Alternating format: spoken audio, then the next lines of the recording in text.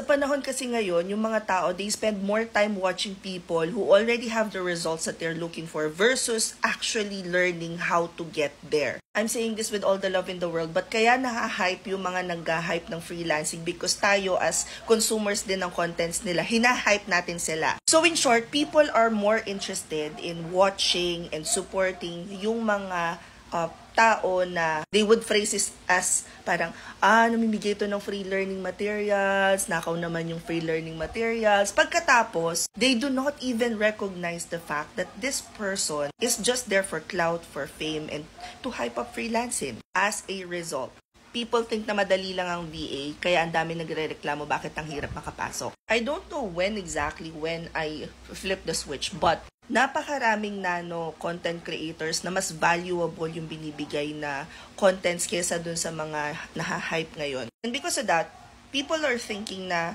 as long as makuha ko tong free resources na to, sundin ko lang yung free resources, magiging freelancer ako, and no.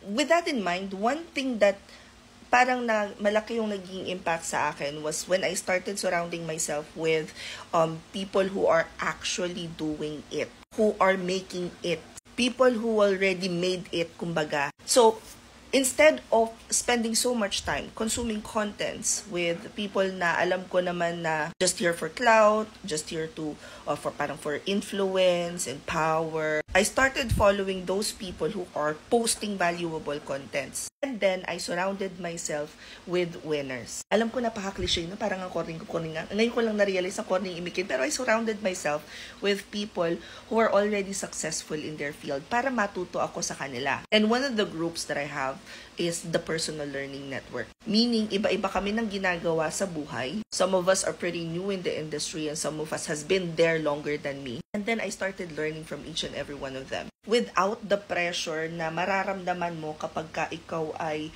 let's say for example, nasa isang mentorship class. Kasi pag nasa mentorship class ka, automatic yung brain mo, it's wired na, hindi, I'm just here to learn and not, have fun. This was also the time that I started attending networking events, which, guys, believe me, nung unang panahon, ang iniisip ko, why will I spend this amount of money to go to a party? You guys remember, di ba?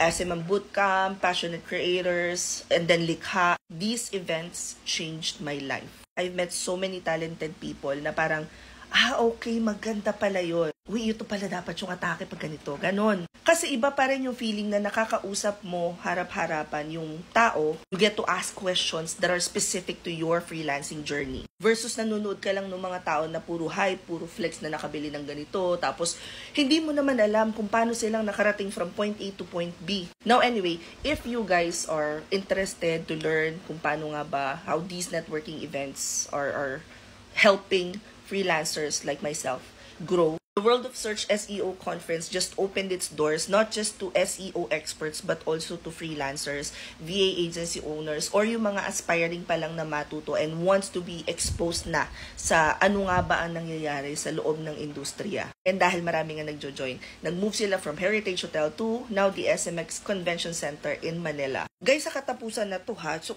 Diyos ko naman, kung hindi ka pa nakaka-join, what if halimbawa lang naman? So imagine this, 4 days ng live event, 4,000 pesos lang, let me tell you how. First, pumunta muna kayo dito sa website na to, i-type nyo na lang sa inyong, sa inyong screen. Pagkatapos, dun sa coupon, ilagay nyo BloggyMary20. I-a-apply na niya lahat ng promo code. Like, I think meron na, naka-off pa sila.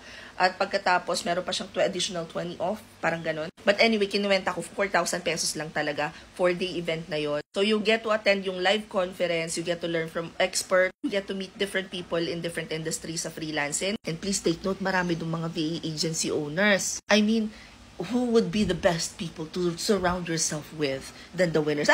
Ngayon, ang challenge ko sa inyo is ganito.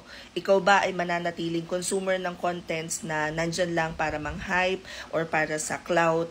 Or is this going to be that moment na mag-decide ka na pagod ka ng manood ng success ng iba, it's time to start your own? Hope this helps. Comment any questions you guys have about working from home, follow from or work from home chismis. Bye!